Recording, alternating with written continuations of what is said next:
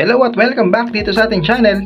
Welcome sa Retro Chamba, kung saan lahat ng repairs at modification natin ay chamba lang. So initially mga kachamba, ang sabi ng customer dito sa unit na to is meron siyang problem dun sa LCD. Ang sabi ng owner, kapag pinipress yung pinaka lower LCD is nag-auto off or nagta-turn off yung pinaka device. So dito is magte-test muna tayo. Okay, may power siya. I-try natin siya i-touch. And ayun, positive. Nag-turn off nga siya. I-try pa natin ulit. Sa kabilang side naman. And ayun, nag-turn off siya. So mga kachamba, samahan nyo ako at i-check natin ang unit na to. So mga kachamba, particular dito sa unit na DS Lite, combination yung screws na ginamit ni Nintendo. So dito sa pinakataas is dalawang Phillips screw na maliliit. Meron ding Phillips screw para dito sa battery cover.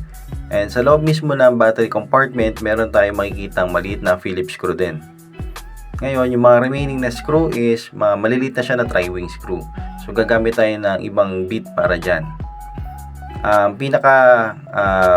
Nakakalimutan ng madalas na nag-disassemble is dito sa mismong slot ng card is meron pang maliit na tri-wing screw. So kailangan din natin siyang maalis para ma-fully disassemble natin yung pinaka back shell ng unit.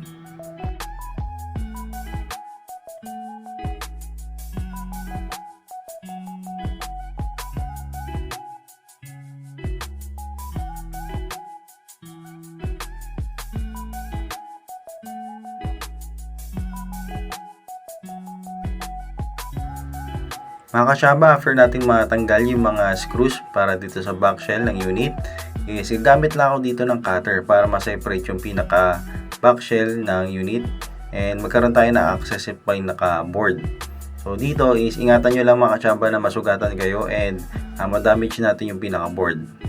So dito makikita nyo is dalawa yung nakasecure na Phillips screw.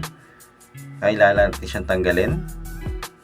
And kapag natanggal na natin siya, meron na tayong access para dun sa LCD.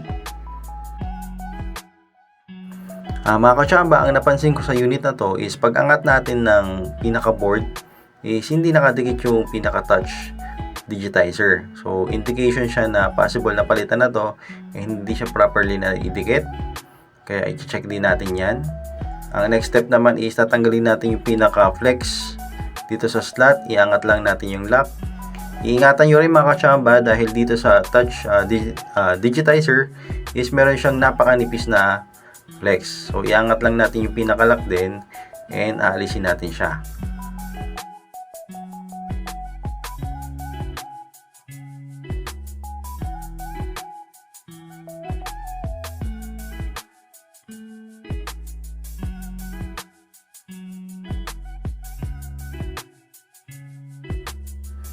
So, ito na yung pinaka LCD mga kachamba and dinikit ko na rin yung pinaka touch digitizer.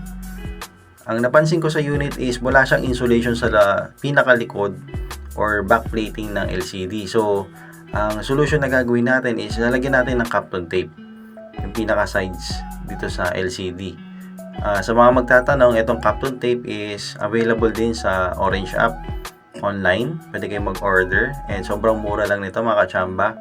Kung mag-attempt kayo magbukas or mag-repair ng mga electronic devices katulad ng mga console na maliliit, is importante na meron din kayong ganito.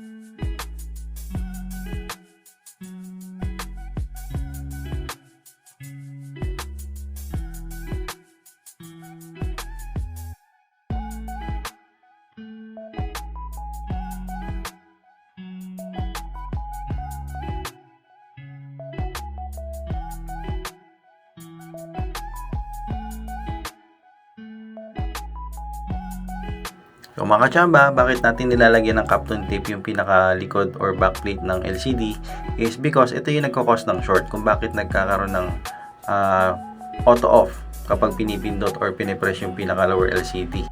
Importante na ma-resolve agad yung ganitong issue lalo na kapag magpapalit kayo ng lower LCD para hindi ma-damage yung pinaka board ng unit.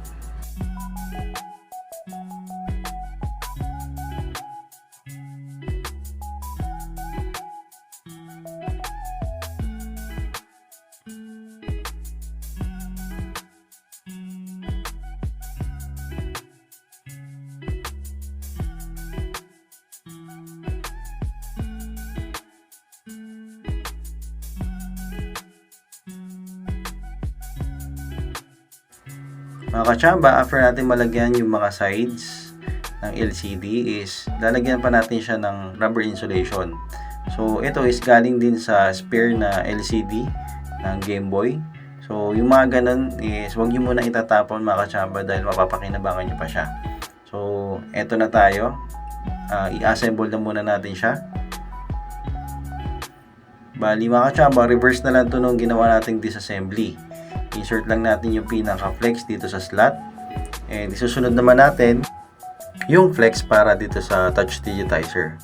So reminder lang mga kachamba na ingatan yung mga flex na to kasi sobrang liliit nila and sobrang ninipis. Kapag napunit or na-damage siya is no choice tayo. Bibili tayo ng bagong parts.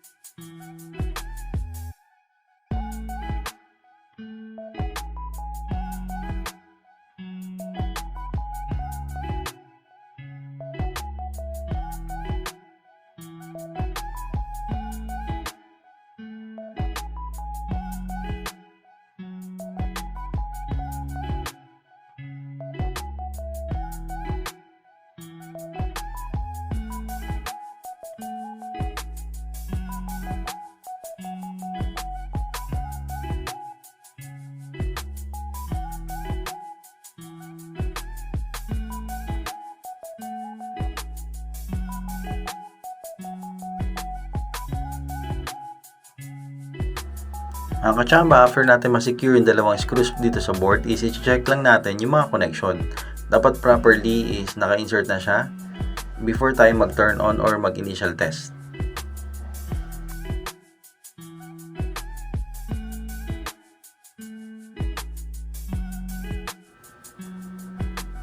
Okay, so may power na.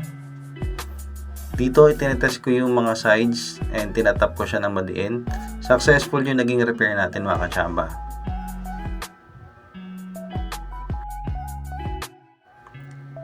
Sa part ng video na to mga kachamba is na ikabit ko na yung pinaka back shell ng unit and magte-test play na lang tayo.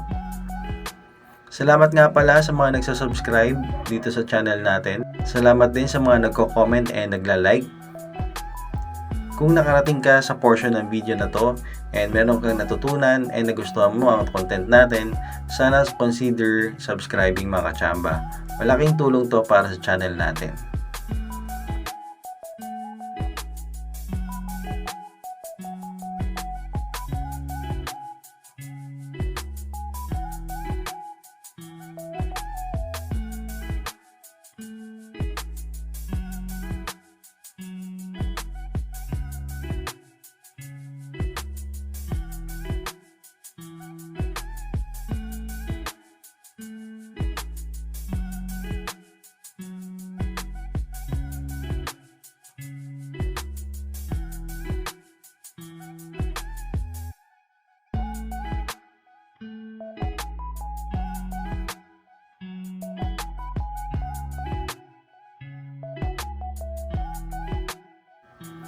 Okay na yung unit natin mga kachamba. Sana magustuhan ng customer yung ginawa nating repair.